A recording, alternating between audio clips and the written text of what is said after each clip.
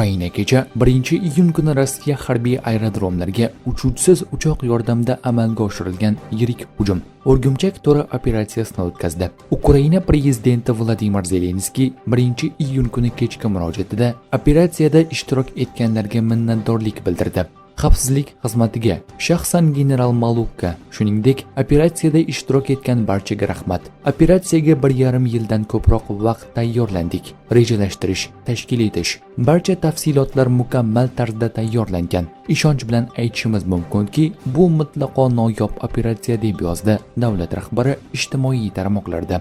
Ukraina prezidenti shuningdek, Rossiya Federatsiyasi hududidagi operatsiyaning ofisi Rossiya viloyatlaridan biridagi Federal xavfsizlik xizmati qarorgohi yaqinida joylashganini, biroq tinch aholi amaliyot arafasida Rossiya hududidan olib chiqib ketilganini, hozir ular xavfsiz ekanini ta'kidladi. Zelenskiyning so'zlariga ko'ra, O'rgimchak to'ri operatsiyasida jami 117 ta uchuvchisiz uchish apparatlari va ularning tegishli sondagi operatorlari Rossiyaning turli hududlarida 3 vaqt zonalarida ishtirok etgan.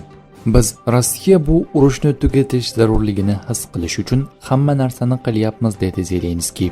Ukraina xavfsizlik xizmati O'rgimchak to'ri operatsiyasi davomida Rossiya strategik aviatsiya samolyotlarining 34% zarar ko'rganini ma'lum qildi.